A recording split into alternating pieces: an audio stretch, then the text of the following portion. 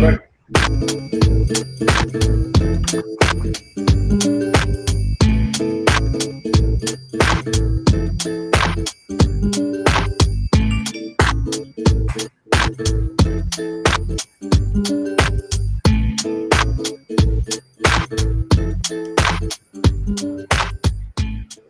Yeah, that sound means that Midway Radio is back. Midway Radio, the podcast that's just like Westworld, but instead of robots, we have DJs. Welcome, everyone. I'm Carlos. What's up, Carlos? Talking to someone that I think might be getting a little out of hand. Everybody, welcome Mike Spex.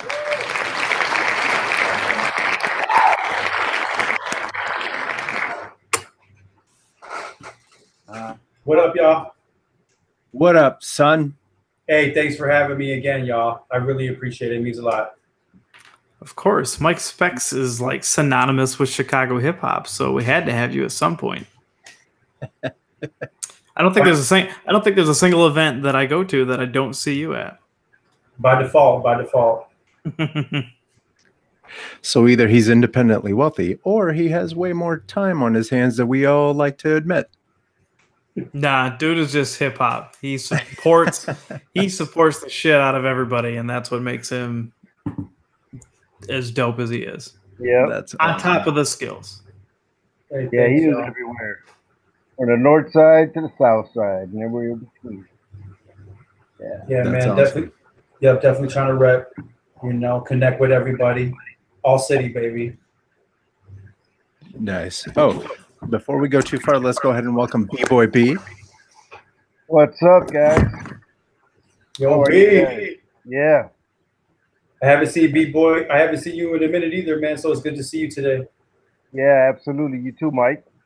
Yep. I know I see you around here and there and in weird spots and graffiti walls and parties and whatnot, and it's just cool to get to know you now a little better. For sure, man. I still got the fly paper that you put us in way back in the day when I was rocking with I Know What I'm Not and all that. And I still got fly papers, you know what I'm saying, collecting dust at my house. That's good because I've been trying to recollect them because I didn't have any for a while. You don't have any? You don't have them anymore? I have some. But, Okay. I don't have them all. I'll get you the ones that I have copies of. All right, While we'll we're pick talking them up. about- I don't want while to we're- steal from you, but Hey, you know who I seen too at the back to school jams is Cheetah. You still see Cheetah? Yeah, I talk to her every once in a long time. Yeah. Yo, she was at the back to school jam with her sister and the kids and everything, man. It's good to see her too. Yeah, I'm sure her kids are a little half grown now. Yeah, man. Let's take a quick moment to welcome Ryan Brockmeyer. Brian. My Director. What's up? Ryan Brockmeyer.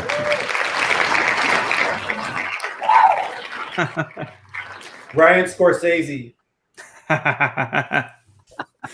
Oh, thank Yeah, you. baby. Excellent. So yeah, before we get right back into the Love Fest, let's get a quick update as far as the Midway Radio or Midway documentary happened, because something a little exciting just happened. Well, first I want to say shout out again. We can't thank him enough, Doug Infinite, for our intro beat, and Woo woo.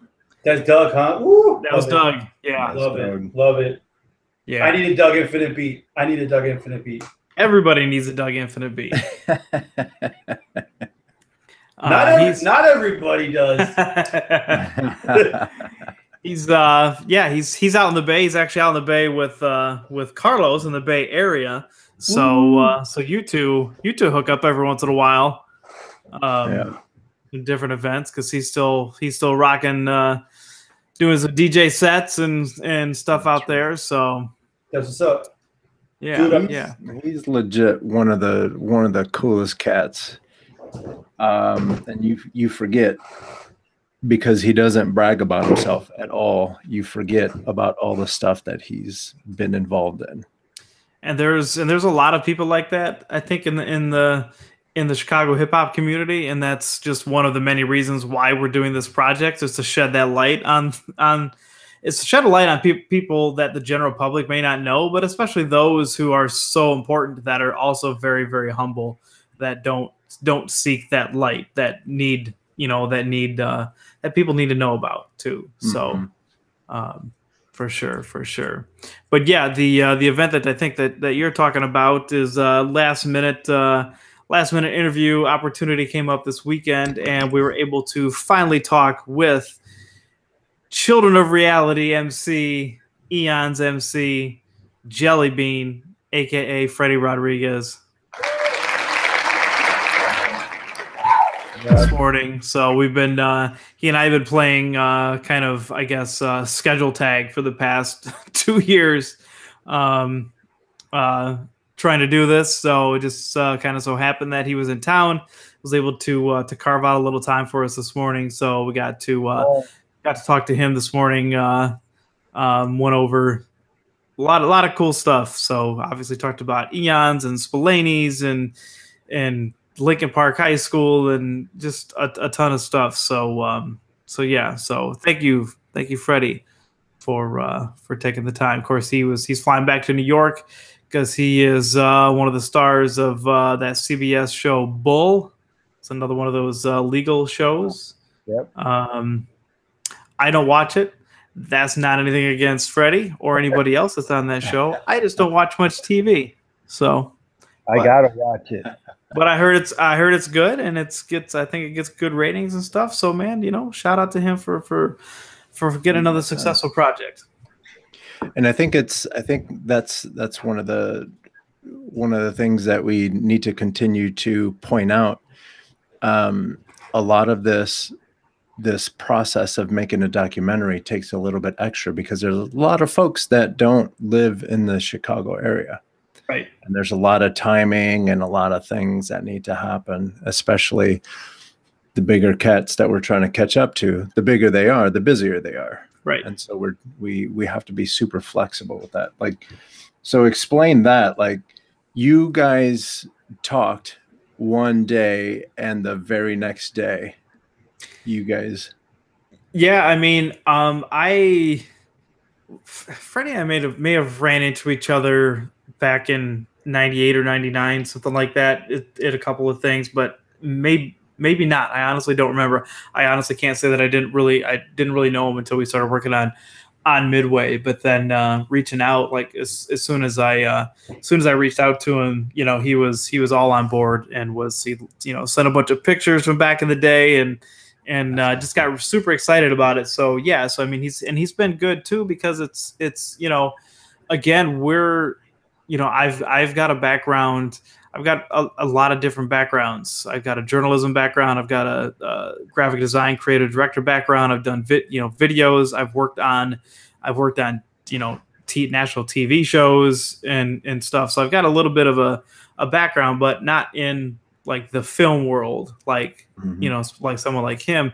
So he's been cool about just helping, dropping some knowledge and just with general things, fundraising and logistics and stuff like that. And it's like and all that stuff I like to absorb, and it just helps make this project even better, because that's the thing that I can't stress enough, is that like this we're working on something that's not it's not a YouTube project. It's not, it's not going up on Facebook. We have big plans for this project as a film and as an archive project and all that kind of stuff. So we want to treat it like it's, like it's a Marvel movie, even though we've got about 1/1,000,000th of the Marvel budget to do anything. But, like I said, we've got some big plans and stuff like that. So, but kind of back to your bigger point, was that, we're getting to the point where, we're still interviewing, and we're going to be interviewing for a while, but we're also, there are, some of the bigger names who are down to do it. Is just some things are out of our control. Some things are even out of their control as far as like scheduling and making things happen. So we just kind of got to be patient, as we have been for, since the beginning. And, again, documentaries, they take anywhere from 3 to 5, 6 years from conception to release, and we're just starting the 4th year. So like we're right in that window. It's even like that if you have a large budget. Correct. It's that if you have, yeah, exactly. And the fact that we've been able to get done as much as we have done and be to this point where we're at. Would I like to be farther along? Yes, but we're in a good point. We're not like I'm comfortable with where we're at. So that Chicago hustle budget. Yeah. Hell yeah. Yeah.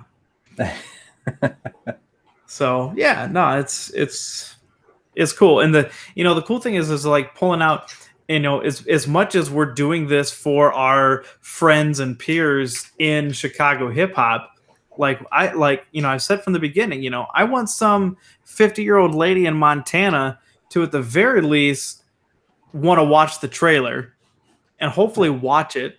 I'm not saying that they have to like hip hop or Chicago or anything like that, but at least, I want to make an interesting story to reach everybody.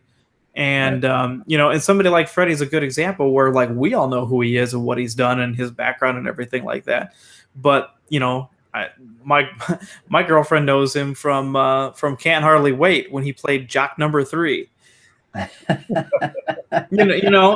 I'm like, it's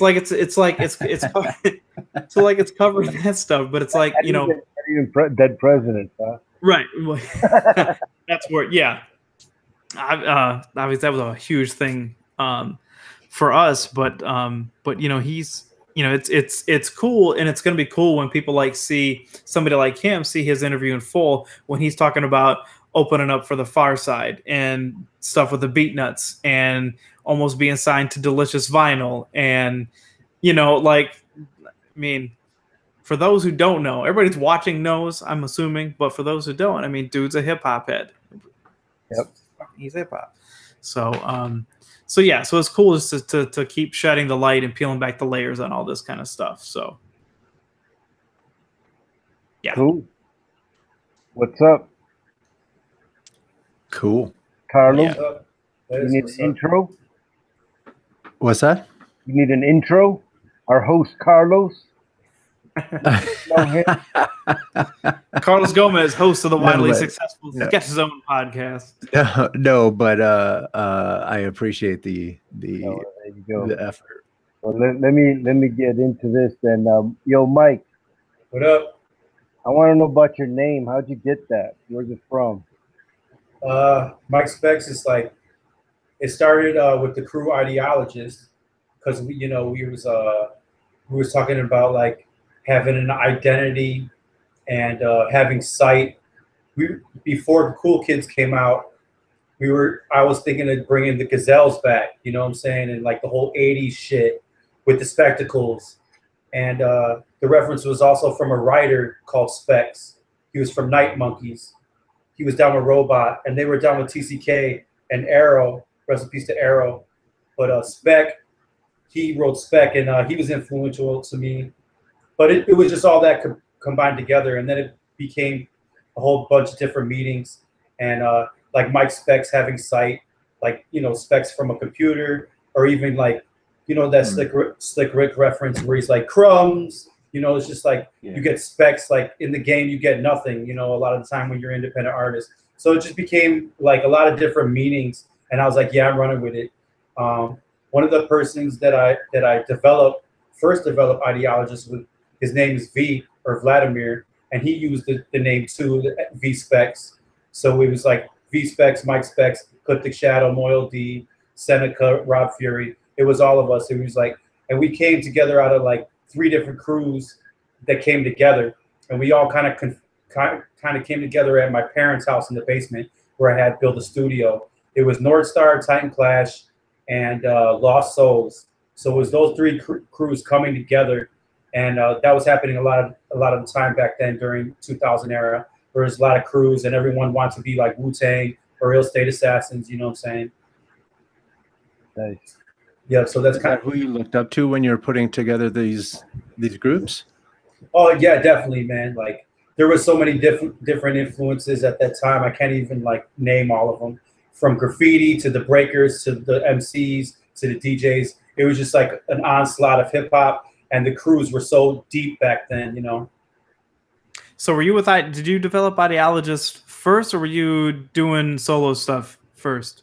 So the first cruise that I was involved with, like I said, was Other Half was one of them, and then Titan Clash. I was down with Other Half first, which was started by Walter J. Liveharder. I don't know if y'all heard of Walter J. Oh yeah. Back then we used to call him Dr. Schnoz, and Jay and Shelby were the guys who basically started Other Half. And they taught me a lot, man, when I was growing up, about just like writing bars and keeping your bars clean and neat and not writing too much and just editing it.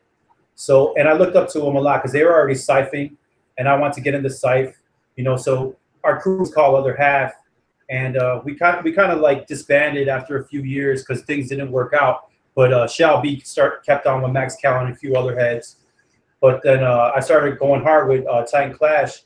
And Titan Clash was Rob Fury and Mr. Justice and Chino One Ton and MZM. His name's MZM, but we used to call him Ebonics. His name's MZM now. But yeah, Titan Clash. We started working with North Star and Lost Souls, and we were kind of like heads that were from Amundsen. You know, Amundsen and dropouts from Amundsen, and Rob Fury was the older one.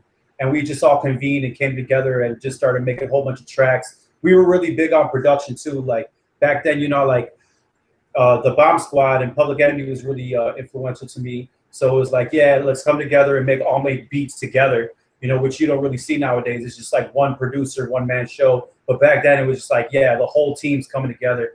And that's where we kind of like established our sound too, Ideologist. It was like my vinyl collection a lot, you know, because I was big on vinyl. My dad had a big vinyl collection, and I used to scratch his records and piss him off and shit like that. And you know, they hated like NWA because I listened to NWA. You know, like they heard the skits and all that shit. So my dad, his name is Frank Avenatti. He's like an avant-garde artist, classical, and he played the piano composer. He still does his thing. We recently just dropped his album called Labor Studies. It's on iTunes and all of that crap if y'all want to check it out. But he had a whole vinyl collection, and he started showing me records like George Benson, White Rabbit, which had Herbie Hancock and Ron Carter and Bob Marley Legend, and, you know, what was it? Making History by, I forgot the artist's name, but a whole bunch of, all types of music. Because he was really trying to get me away from rap music because they were scared of it at that time. But, you know, like they were. But as time progressed, you know, they saw the worth in what I was trying to do, and how hip hop bridged the gap between the old America and the new America, where it's like, you know, you can't like hate black people anymore, you know what I'm saying, sort of thing. Right. Was there a specific any group of artists or collectors or anything like that that your dad had in his collection? Because one of the things that well, we touched a little bit upon it last week with Shazam Bangles, talking about, you know, especially in the 90s when a lot of us would start like digging for samples and stuff like that, just, you know, from the era, which was dope. But then another thing with that is like certain producers like Q-Tip and Dre and you know, like certain producers and RZA, like they had their certain sound because of the artists that their parents were listening to. So that kind of developed a certain sound based on the artists that they had. So was there any, you mentioned George Benson and Herbie Hancock and stuff. Was there any specific artists or themes or anything like that your dad had, or is this kind of a little bit of everything? Yeah. It was a lot of everything, but there was a lot of classical. And like I said, there was a lot of avant-garde. One of the records that I dug up was Charlie Hayden, and Charlie Hayden was like a socialist, and he had a whole orchestra band. That was one record that I sampled.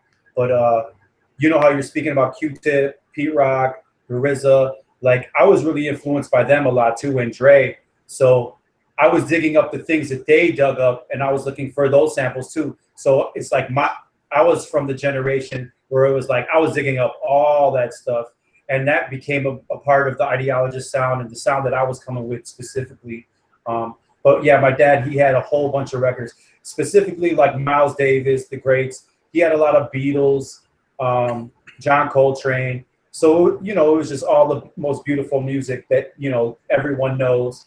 Plus, like, you know, stuff like the things that Q-Tip was digging up and Tribe was digging up. And RZA put me onto like Isaac Hayes, artists like Isaac Hayes and Al Green. And man, I just made an Isaac Hayes beat recently with the MPC, and it was just like off the hook. I hadn't sampled Isaac in a long time. But yeah, it's like all those sounds, just it makes for such good, beautiful music. Dope. So is what? So you said MPC. Is that what is that your still main instrument and tool of the trade, or? Yeah. I've been using MPC. I hadn't used it for years actually, but I started using it a lot again, and it's just really good to have a drum machine sequencer sort of thing. But I use all types of programs, you know, and I try to just come up with beats no matter what it is. You know, sometimes I don't have access to an MPC, or sometimes I don't have access to this or that, but I'm always trying to bump something out some way. You know, that was something that Pete Rock told me. He was just like, you know how the Source used to have, you know, those parts in the Source where it's like about the producer and how they make beats. Yep. Well, yeah, I used to. One of the things that my dad did was like he allowed me to have a subscription to the Source. Because I didn't want to read. I didn't want to read back then. I wouldn't read anything. You know, I was just like illiterate, and I didn't want to read shit. But you know, I would read the Source. So he was like, "All right, I'll get you a subscription to that." And I used to, just like everyone else, I used to cut out all the pictures and make a mural on my wall, a collage on my wall. Dude, I missed that shit. But you know, I remember the little spaces they had for how Pete Rock made his beats, how Large Professor made his beats, and those lessons I still carry with me today, how they used to do things. The beat miners, you know, like I remember all those things, and it really went a long way with me. For sure. Were you one of those kids that walked around school beating on the tabletops, trying to find that proper beat? No, you know what? Like in high school, I was really low key because I was still bashful and insecure, you know, like overall, I'm kind of an insecure guy, you know, so I never really carried myself that way. For the record, there's some people out there right now saying that's bullshit. No, absolutely. Because, you know, in hip hop, you got to be an MC and be confident at the same time. So, yeah. You know, you always got to put on that kind of facade, you know, but overall, I'm not like that. I still have insecurities, you know, about myself, especially when it comes to my music and MCing. But hip hop really gave me that confidence as a person and like my identity and who I am. And through the years, you know, it's definitely made me confident in who I am. And it's always good to like even just build with y'all too, because I see how it like gives us an identity, and it's like this is who we are, you know. There's no fucking fakeness about it, you know what I'm saying? This is who we are, this is what we do, and it isn't like we're second guessing about what we do and what, you know, what we're here for on the earth, you know. I think that's important too, especially these days where it seems like all these kids are just super. They come off to us like they're super soft because we came from the streets of Chicago where your mama jokes were fast and furious, and if you wore the wrong colors that day, you might have just walked into an ass whipping. Nah, hell yeah. Yeah, like the kids nowadays, like they're kind of like force fed a lot of the mainstream crap, and I think that has a lot to do with it, you know. And in a capitalist society, that's just how it is, you know. Like they teach the kids that they need this and they need all these accessories and they need all these apps and they need all this crap just to be a person, you know. But I think one of the important things that you touched on earlier was that hip hop actually helped you find the strength to be you and to get in front of a group of people. That's not an easy thing to do. And that's not an easy thing to do for people to just talk normal talk. You're actually putting things together and rhyming and staying on beat and not losing your breath. All that stuff is like super hard for the normal human. No, I feel you, man. No, I feel you. Talk to us about the first time you were up on stage and how was that like? And were you fresh out the box? or Oh my God. were you a little bit rough? No, I absolutely, dude. I completely remember this. The first time I was on stage, it was at Triton College, and Triton College used to have. Shout out to Triton alum. Y'all, I know y'all already remember what I'm going to say. Triton College used to have freaking talent shows, right? And the talent shows were dope as fuck. And I remember Rubber Room was one of the headliners there. I can't remember the other ones. I still have the flyer too. It was Rubber Room and a few other underground Chicago artists. But you know, we were doing the talent show, and it was me and the other half. And the first time I got on the mic, like I forgot my first lines, you know. And of course, I looked to my homie like he had the lines or something. And you know what I'm saying? I was like, "Hey, do you know my lines? I don't know them." But after that, you know, I just went in and I remembered the verse because we rehearsed a lot. And, you know, I just started running around the stage, you know, because I didn't know what to do. It was my first performance. And I just started going ham. And I did pretty good, but I forgot the first few bars. And it was easier because I was with the other half and we were a big-ass crew. And we had helped them set up a lot. My homie knew a lot of electrical work. His name was Rehab. So he helped set up a lot. And we actually won the talent show that day. So it definitely was a good way to start like my performance career and to have that confidence from there on out, you know. That's dope. It's speaking of like first performance and stuff like that, and tying it back to one of the things that we're talking about with Freddie today was so back when he was in high school, he was a part of this like traveling troupe of like he said it was a little bit of kind of everything. It was like singers and performers and actors and just kind of a little bit of everything. And so him and in Children of Reality were already performing, you know, in front of these people, and then he went to shit, I can't remember which night it was, but started coming around, and then eventually went on stage and said that they were already starting to get looks and a little bit of laughs and stuff like that before they went on, of people not knowing. He's like, we'd already performed together like 200 times. Damn. So we went on before the hip hop community knew of us. So we, at the very least, we had stage presence and could interact and knew how to interact and move with each other, which kind of blew everybody away. So it's just funny, like the different levels of people from where they come from. So it was a funny story to hear. Yeah, man, that is a crazy story. Like working with a whole group and band of people, actors, all types of different people. There's definitely something to come from, man. I know last time Ryan came to visit, we had a long, deep discussion about this topic, and I want to get your input. Sure. Obviously, hip hop has made it into the mainstream, and it's infiltrated the TV and commercials and everything. What's your stance on a show like Drop the Mic? Man, you know what? I have not watched that show, Drop the Mic. So, like Ryan, I haven't watched a lot of TV, and I honestly don't even know what it is. I'm sorry. Oh no, it's all good. So basically, Method Man, what's his name? James Corden from the Late Late Show, whatever the hell he is. He's executive producing the show where Method Man comes out, and they have two actors or two famous people, and they battle each other. Oh, okay. And then whoever wins gets the golden mic or whatever it is. What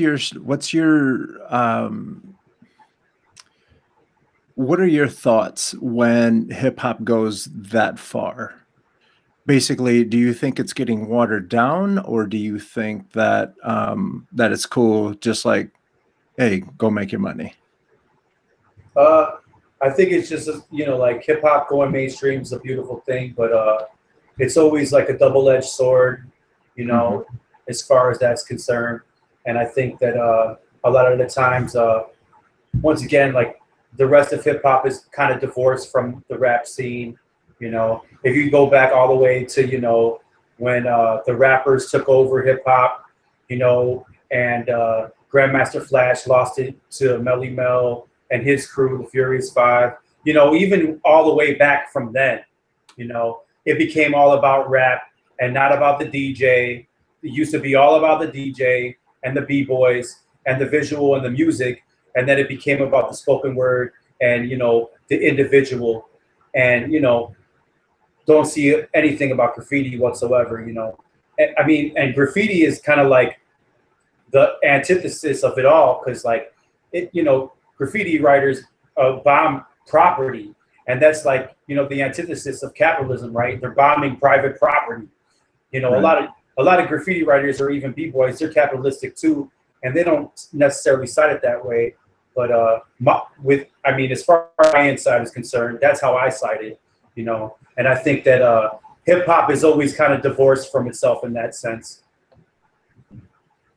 Did you ever do graffiti? Yeah, when I was a shorty, that was definitely one of the things. That was one of my biggest influence too. Like I said, when I was a shorty, I was influenced hardcore by all the elements. I used to break in the hallways at elementary school. You know, they were all like, "Yeah, Mike's gonna have his own store for hip hop and all of that when he gets big." Da da da da da. And but my graffiti career was very short because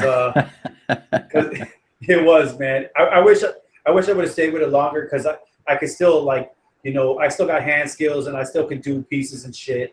But one of the first things that happened when I was bombing in high school is that one of my friends, so-called friends, like, snitched on me. And yeah, got snitched on real quick. And then the crew that I was cool with that was like tied to TCK, you know, like, they jumped me and shit like that. But it's funny, because nowadays I'm all good with the homie who's from TCK, and, you know, I see him and it's all good. He appreciates my music, you know what I'm saying? I still see Tide. Y'all know Tide from TCK. He's an old writer. Yep. Yeah.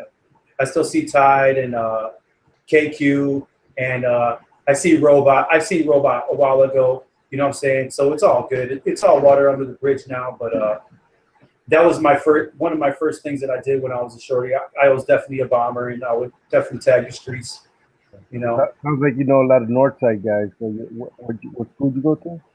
I went to Chappelle and Amundsen. Man, Amundsen was an absolute beast too. Like, the high school that I went to was an absolute beast when it came to hip hop, and I think that's why I was so influenced to be a part of the culture. There were so many crews that came out of Amundsen, like AOM, TCK, TFP, TFD, UAC, like almost a lot of the Northside crews were tied to that school, or the people from that school were in those crews.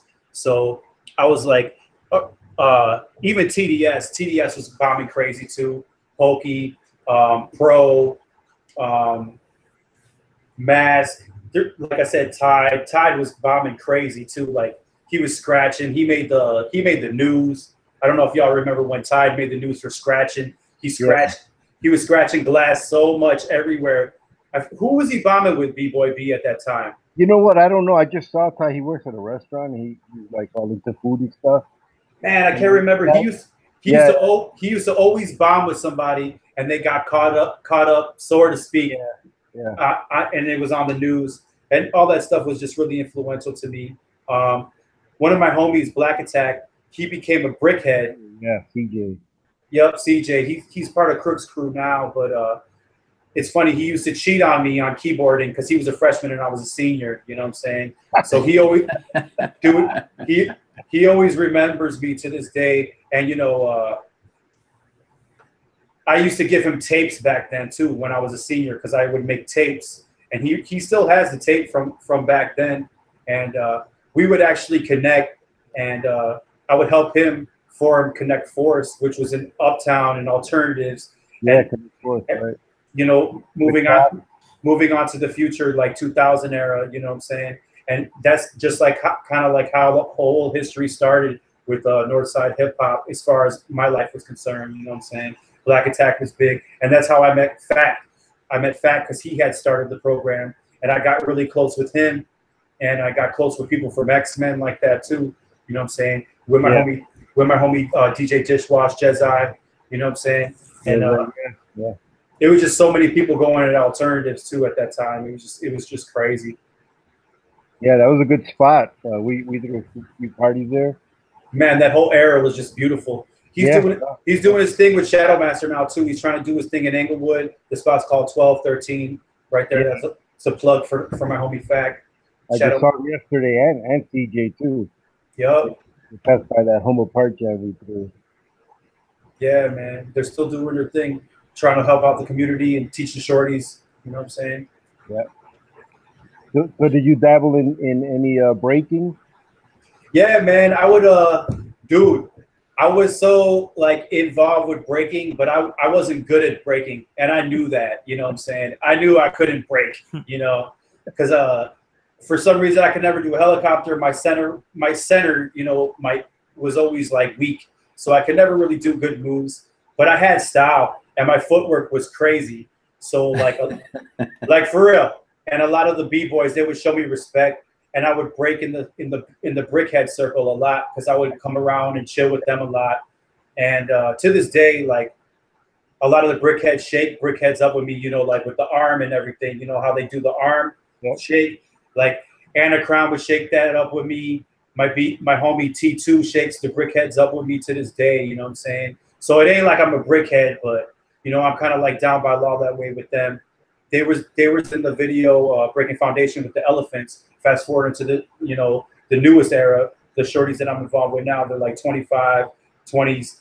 And we dropped a song called Breaking Foundation at Chicago Art Department that my homie Elo Kari works at. He does free write for kids that are juveniles and trying to help them out of prison and shit like that. And he makes songs with them. But yeah, we did the Breaking Foundation video. Y'all check it out online. It's on YouTube and all of that. Brickheads are in there. T2, Freddie, other brickheads. Wayne Gravy's in there. He's not a brick, but he's in there. You know what I'm saying? So we, you know, even though hip hop's not always going back to what you were saying earlier, Carlos, like how hip hop's not always the coolest thing anymore. You know, it's usually like just cool to be like swagged out and like, you know, just, you know, have your game tight. You know, I still do the whole hip hop thing. Breakers in the video it's a must, you know. And graffiti, I see graffiti. Yeah, it's like yeah, like we must have the elements in our stuff, you know. Even if it's not so cool anymore, you know what I'm saying? That's dope. Yeah, man. Trying to keep the culture alive, you know what I'm saying? That's how it stays alive. Yep. Right. That's how it stays alive. Even in the 90s when on a national scene, some of the stuff, maybe some of the dancing and even graffiti to a certain extent nationally kind of took a dive, like Chicago was still doing it strong. Yeah, man. I think that is why Chicago has remained that way. You know, New York too, Cali has a scene, but Chicago definitely stays true to those roots. You know, and you could definitely tell it with there's a million artists, and you know, you could just see the culture's not dying. The B-boys are still breaking, B-girls are still breaking, the writers are still writing, you know, and the DJs are still DJing with vinyl. You know what I'm saying? Yep. Yeah. What's in your future? What are you doing these days? Hey, so nowadays, I'm working with the Elephant Rebellion. Like I said, the Elephant Rebellion, and I'm working with the Back in the Days crew. Elephant Rebellion, we just kind of wrapped up John Vietnam's album. John Vietnam was one of our homies who passed away. He was 19. His mom was a refugee from Vietnam. His dad was a Vietnam vet. And I want y'all, if y'all have not checked out John Vietnam on YouTube, please check out his music, man. Like he had over like 500,000 views, and he was before he was passing away, like the talk was actually talking where like he might actually sign with Babu and go to the West Coast, you know, and he was just repping really hard as an Asian American, and in Uptown specifically. He came from Kumba Links and Connect Force and the Jam Master crew, and I've been down with Kumba Links as well. You know, Kumba Links does excellent work, and they continue to do excellent work for the youth in Uptown and Sheridan at Clarendon Park. And you know, we just we put together an album. It almost took us like 4 years because it just took so long. It's just like really hard process for us to do and to actually give it justice. So we're going to be dropping his album at the end of this month, July 28th. It's on Argyle Street, where a big Vietnamese population is and where he used to live by. And the album's called Emergence. And it's just going to be a beast, man. And we keep on carrying on John's legacy too, man. Like, some people pass away and it's like, you know, like a lot of the homies don't do much to carry on that legacy, but we've just been going really hard for John ever since he passed, man, because it was just such a hard thing for us all to deal with. You know, it was unbelievable that he died, and he saved somebody who was drowning, you know, and he was only 19. It was just like he had just started, and it was just amazing to see what he was doing. One of the times that I was working with him on a track, the track's actually on the album. It's called New Era's Resolution. Like, he spit some bars to the song, and he did it really fast. But I was just so pushed back. I was just amazed because, you know, like, you know, I was talking about earlier, Carlos, how the new generation, you know, a lot of them are kind of blind and capitalistic and materialistic. But like some of the youth, like John, with an exception to the rule, he was a breaker. He was making his own beats. He was still using the MPC. He was emceeing. You know, he was an activist. He was sending money to kids. He was sending money to kids in Vietnam, for Christ's sake. Oh my God. You know what I'm saying? So like, on the other hand, like some of the kids who are growing up nowadays are like so advanced and like they're ingenious. It's just so appalling and amazing to see that, you know? So like some of the kids are like really, really advanced. And you could definitely see it in the B-boy circle, even in the trap circle. Like some of these kids who are spitting, they're just amazing. Like Saba or even Chance, you know what I'm saying? Like Vic Mensa, you know what I'm saying? Like, they're just beasts on the mic, you know, and you could just see how they're so advanced and futuristic in their styles, you know. But that's what I've been working on lately, and I'm so glad we finally got the album done. We got it mastered through DC, and DC actually helped Chance master a lot of his first material.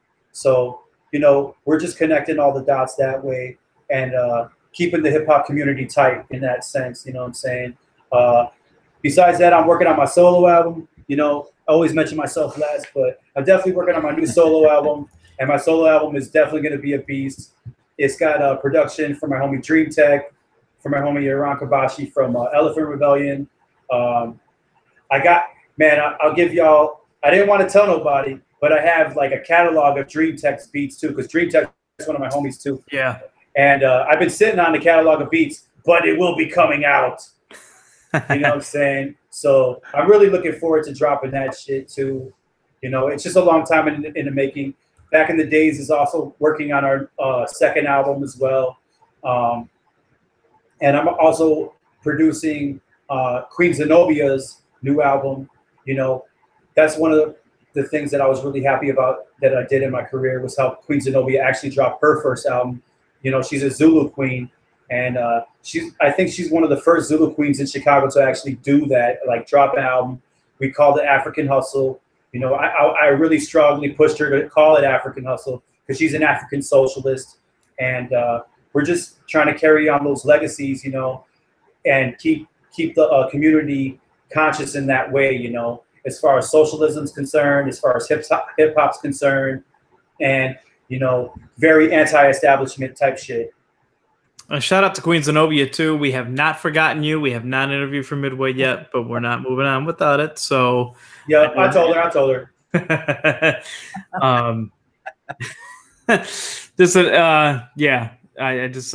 there's some like her. I see out and I always get the eye.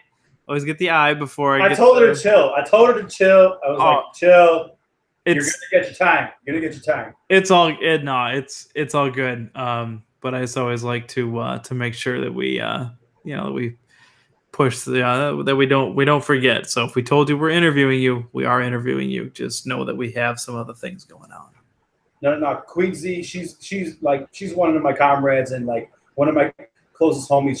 She's really gone hard for my production too. Like I've given my production out to a lot of people throughout the years. Some of them have done really nothing with it. Some of them done a little bit. But Queen Z has gone really fucking hard with my shit.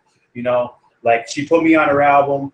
She like more than one, and I handled a lot of the production for her. So it's like she's a soldier in this hip hop game, and she's a Zulu queen. So you got to put the ladies first. And her story is really good too, you know, because her mom was a Panther, you know, so she has a lot to offer to the community as far as that concerned, man. For sure. For sure. But yeah, that's what I've been working on, man. Just trying to stay busy, you know what I'm saying? Yeah, I mean, it's like I said, man, you are one. I mean, not that there are not other really busy people, but you were definitely in that upper echelon of people that always, you know, you're always working, you're always hustling, and that's just something that I personally respect. And then yeah, that's that. Hey, thanks, Ryan. Hey, thanks a lot. Hey, one thing I did forget to say is like also helping Andre Vasquez, formerly known as Prime, trying to help him out with getting voted in as alderman. You know, I haven't been able to dedicate a lot of time, but also trying to push that envelope too with Dre on that front as far as the political scene is concerned. Yeah, I was actually those pictures on Instagram where he's on stage like getting into someone's ass. Yeah, man. Yeah, man, it's time. I can't wait for him to come out with a t-shirt, man. I'm gonna be wearing that shit almost every other day. Hey, no, you know what? He does got the t-shirts. I got a t-shirt. He's got the campaign t-shirt, so holler at him, bro. They're out. I don't have the t-shirts, but I want a picture of him like this, though. Oh, okay.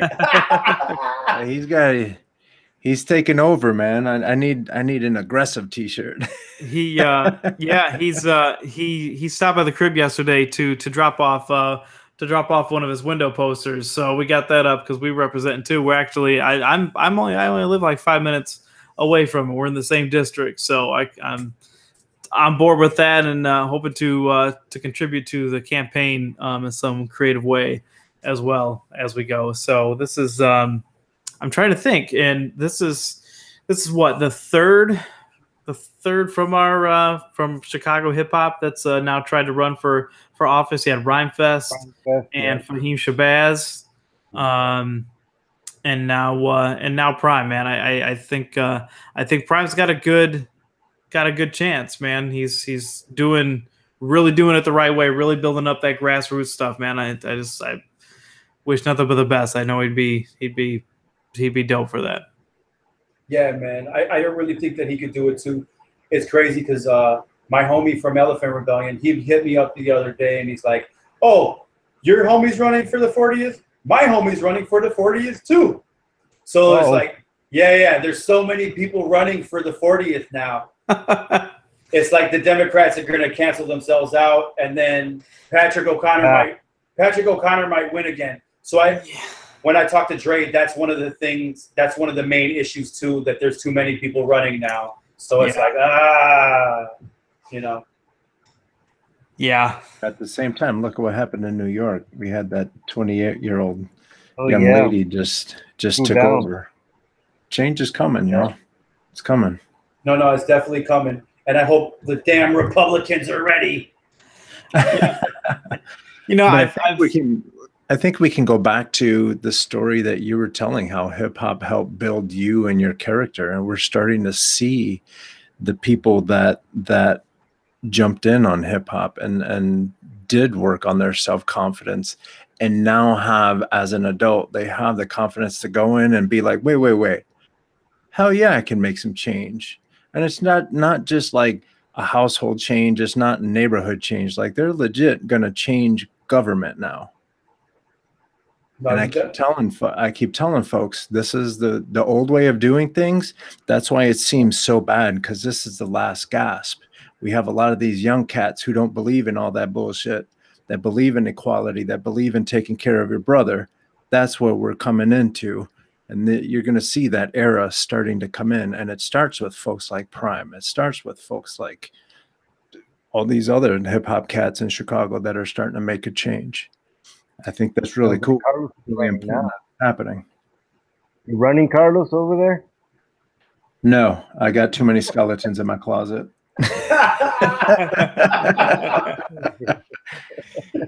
Oh, Well, I mean, you're in California. You're all right anyway. Yeah. Right. No kidding. I mean, I've obviously I'm not the only one to say this, but I spoke upon this on different shows and stuff like that in the past. Like one of the few things that definitely gives me optimism as a country in the years ahead, aside from having to dig out from this jackass in the White House now who's about to put in a second Supreme Court pick that we're going to be dealing with for decades, is the fact that we have is the hip hop generation is coming up. Yeah.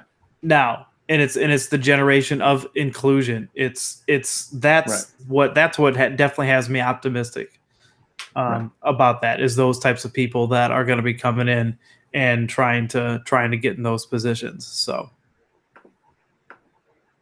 yeah, the army is coming. yes, Right. Yep, the army is definitely coming, and like I said, I really feel like the system's crumbling.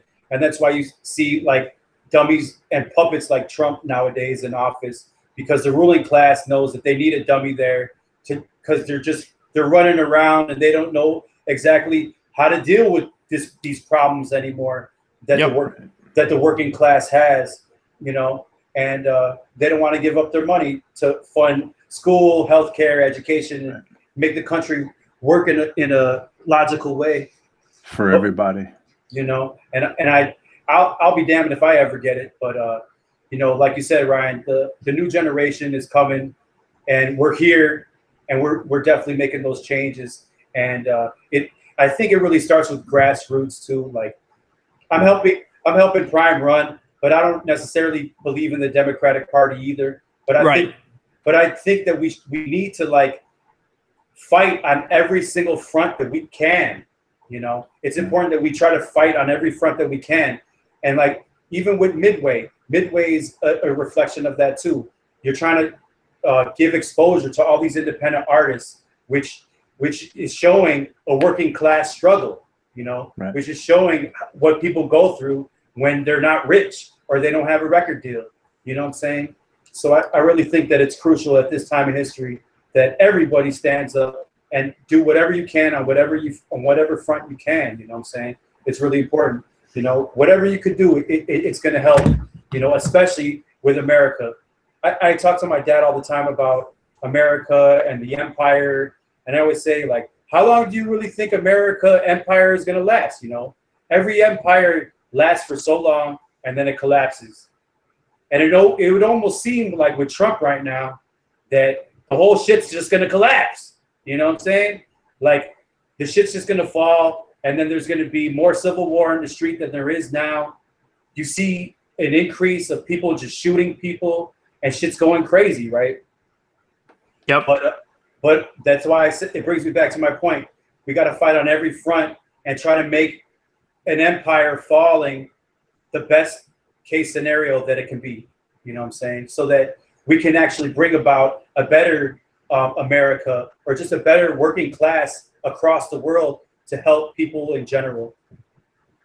Those are my politics. Preach. Preach. Ooh. Does Mike Spex have any ambitions for politics at some point in the future? No, hell no. When I just talk pretty. No. You know what it is, man. Like when I was getting involved with Andre, and I went through a training, and the organization is called Reclaim the People's Lobby. If anyone tuning in, I want y'all to check it out and get involved politically with them as well if you can. But one of the things that the training is that they ask everybody. They say, well, are you going to get involved politically? Are you going to run for office? And what I told them is no, because I feel like my destiny and my identity and the way that I can really help people is through hip hop. And that's what I believe, Right. And I feel like that's a really big front too that we can hit. You don't know. And bring me back to my point about politics. I don't really think that the Republican and the Democrats are going to save the country. You know what I'm saying? I don't think whoever's in the Oval Office or whoever's like in Congress is going to save the country. The poor working class and the working class always push for the betterment of people in general. even Obama said this when he was in office or when he was running, you know, it was the people who pushed him to do the things that he did, you know. So it's always that working class and that consciousness that'll help the country or nation prosper as much as it can, you know. So I really don't think that running for office is always the best thing that you could do. But I will help Prime because I feel like he's one of those guys, you know what I'm saying? Right. And for the record, I'm sorry, and for the record, he will be the first person that I have ever voted for, you know what I'm saying, in that sense. You know what I'm saying? Really, you know? Nice.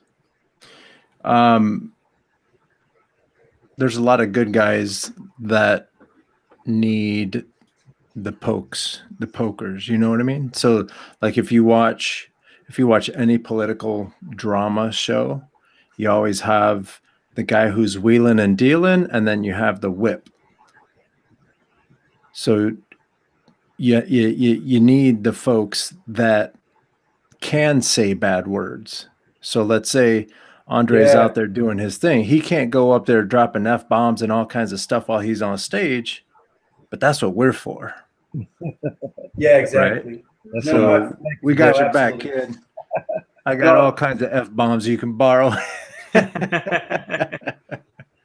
No, absolutely. There has to be a political side. There has to be a cultural side. You know, there has to be that fire, you know, like Malcolm X, you know, Malcolm X, he would just speak that unalterated truth, you know, that fire, like Socrates. It's a type of truth that'll get you killed, you know what I'm saying? And you need those people too, you know what I'm saying? So, like I said, once again, it's important that the people struggle, moves forward, and that we fight on every front that we can to end the wickedness of the capitalist system, you know what I'm saying, that is obviously crumbling and that cannot address the everyday problem for everybody, like education, healthcare, and so on and so on, you know what I'm saying? And they don't want to solve the problem either. They obviously don't. Well, they don't. It's not their problem. Yep. They pay their bills. They don't care. Yep. They send their kids to Yale, you know what I'm saying? They could care less. Right. Oh, look at that. Hey, Carlos, I got to say, though, your condenser mic is so clean, bro. Like, that mic's clean as hell. I gotta borrow that for a song and shit. Yeah, come over. I'll make you some bread and some pasta. Ravioli. Ba-ba-da-bee-bee-da-bo. Bada-bee, bada-boo, bada-boo, bada-bee. On a Family Guy. Bippity-boppity. Yep, Family Guy. I definitely know that reference. Comic relief. Uh-oh.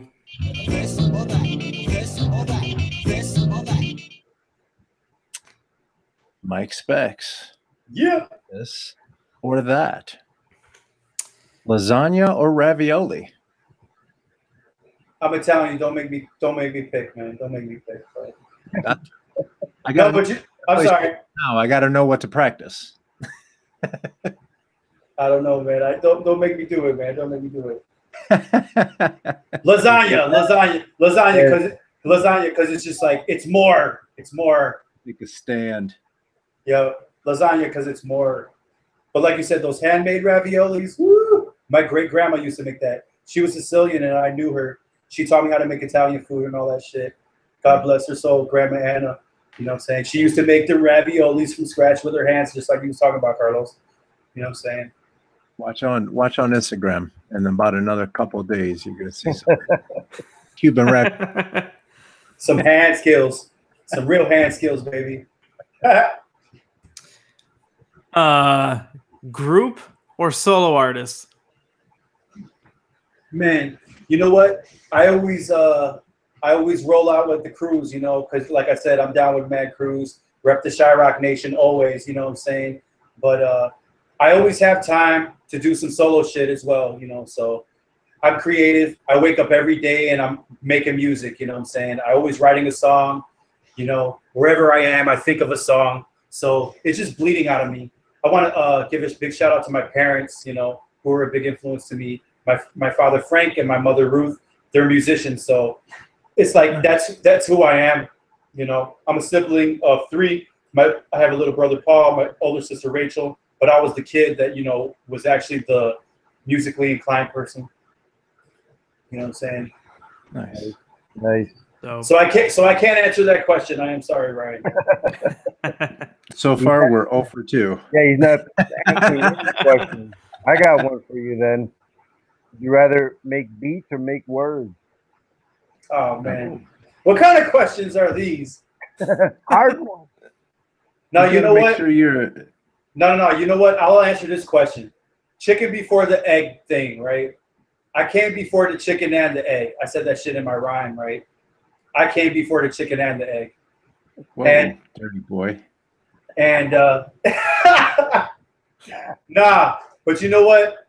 I gotta say this much, man. Like, taking it back to what we were talking about, like when I started making beats and really getting influenced by music, it all starts with the music, you know. And you know, the beats, it's where everything comes from, you know. Like we would just, like when we were making Ideologist beats and we were all sitting there for nights, all night making beats, we would just make a million beats. Let's see how many beats we can make. And that's where all the words come from, man, you know, because the beats just speak to you, you know. And I really feel like it's always the music first, you know. The music comes first, you know, before all the jibber jabber. Nice. Well, we got one out of 3. Dun, dun, dun. The beats. That was a gimme. No, you see how I'm doing the whole dynamic thing where it's like, yeah, I'm being objective and giving it both sides of the story. But the beats bring words. It's all one and the same, y'all. It's all one and the same, man. There you go. Cool. Well, Mike, this has been fun, man. Thank you for taking the time to sit with us tonight. Hey, man, absolute pleasure. It's over? Done. Oh, hey, man. I want to thank all of y'all. It was really nice to see you, B-Boy B. I didn't even expect to see you tonight. Carlos, it was a pleasure to meet you. Ryan, I salute you, brother, for what you're doing with the Midway project and going hard with being a director. I know a lot of the times when you're doing a project like this and you set out to do this, it's a lot to handle. Like you said, it's a lot of personalities to deal with. Some people end up hating you. You know what I'm saying? So I really take my hat off to you, brother. You know what I'm saying? And I really support y'all with what y'all doing. And I want to thank y'all again. It's been an absolute pleasure and honor to be here. And I absolutely loved it, man. Well, you're welcome, man. Thank you. Thanks for being here. Oh, I bet you say that to all the wonderful groups of people that make documentaries. No, you are the only ones that wanted to interview me. So it's an ego thing. It's definitely an ego thing. Hey, B-Boy B, I'll get you the papers, though. I'll hit you up for the papers. We'll connect and see if I have them or not. I know I have a bunch more than I had a few years ago. I don't have them all, but, you know. For sure. We'll keep digging. Definitely, bro. There goes a Carlos surprise there. Uh-oh, we got a little preview from Carlos. Yeah, buddy. He's trying to center that picture. Who is that? Is that me? That's you. Looking ugly. Our parting. That's not my fault. Hey, like I said, I am looking ugly as hell, man. That's my natural state of being. Hey, Ryan. Dude. Hey, Ryan, let me ask you though, fam. Yeah. And just for the audience that's listening, let them know, like, what's Midway looking like and what's the future looking like. You know what I'm saying? Like, everybody's waiting. Let them know what's good. I will say that we're very close to finally beginning the editing phase and putting things together. I don't want to put a timeline on it, but I definitely I would say fall, probably September, October is when we should start putting things together. That being said, we will be doing interviews throughout, since this is an archive project as well. But as far as the film goes, yes, we're very close to editing and starting to put things together. You know, I think I've told you, and I've told a lot of people, like, I want to see the finished project just as much as everybody else. Yeah, man, definitely. And you know, like I said at the beginning, you know, it's a long process and there's a lot behind it. But you know, I think the biggest thing is, and the coolest thing is that, you know, with the group that we have here, like we've still have never, you know, we've had our ups and downs, but we've never lost our steam to continue working on the project and our passion for working on the project. So it's, you know, it's going to see the light of day, and it's going to see the light of the day sooner than later. It's not going to be a 10-year project. So it's coming, and hopefully we'll make everybody proud in the process. And from what we understand, so is Mike Spex. Yeah. Cool. Well, Spex, if people want to follow you, learn more about you and all the crews and everything like that, where can they check up on you at? You could just search my name in Google, MikeSpex. I got a YouTube channel. Definitely check out my YouTube. Got like over 20 music videos that I did on there. Check out the Elephant Rebellion. Search that in Google. We got a website, Elephant Rebellion. Check out Back in the Days online. Check out the Ideologist online. Yeah, man, that's where you can check it out. Check out the Chirac Nation. Always repping the Chirac. Got the Back to School Jam coming up with that Mind's throwing. Y'all should check that out. That's going to be on the South Side this year, in Woodlawn. She's doing it with like a whole bunch of different organizations, so it's going to be bigger than ever. You know what I'm saying? So everyone could just stay in tune that way. And definitely, if you're in the 40th Ward, definitely get in tune with Andre Vasquez and what he's doing with his campaign, man. You know, we need all the support we can get. Well said. Well said. B-Boy B, people, where can people check you out at? You can find me on Instagram, BBoyB_ABC for Artistic Bombing Crew. And that's pretty much where I live. Visual Cat. Yes. And our talented illustrator who leaves all of our guests with a parting gift. Ooh. You can find me at coconutjustice.com, Coconut Justice everywhere else. If you go to coconutjustice.com, you will also see some delightful music videos, but not music videos that talented people like Mike Spex makes. No, I make cheesy shit with cartoons and stuff. So go check that out. And every Thursday, I do a live show where we talk to a lot of people in the creative industry, whether they're musicians, they're illustrators, comic book artists, special effects people, sketch.zone. Go check that out. And yeah, Coconut Justice. Holla. Yes. Give a shout out to Freddie, of course, for today. AF Twice watching us on YouTube. He says, "What up, Mike?" Respect to Mikey Spex. Oh, afterwards. Yeah. Oh, not too late. I haven't seen him for years. That's Black Attack's brother. Dope. That's the one bad thing about social media and all that kind of stuff. Sometimes you lose track of who is who and all that. Especially now with Facebook making everybody give up their real names and stuff like that. Then you get really confused. That's when I'll get off Facebook. If you want to follow me, you can check me out on Twitter and Instagram, 278 Media. The number is 278 in Media. And Midway, you can check us out, Midway Doc, across the board. That's midwaydoc.com and Instagram and Twitter and Facebook and all that kind of stuff. Mike, once again, thank you so much for taking the time to be with us. Tonight, next week, we got BVAX from Endangered Species. Woo, that's my guy. Coming up here. So that's going to be a good one. All right.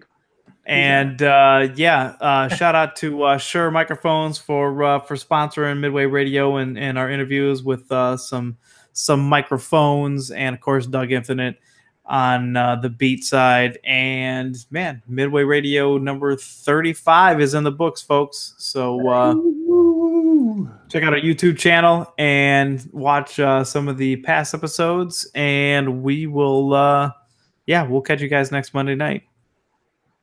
Excellent. Yes, sir. Peace. Thanks, fellas. Peace.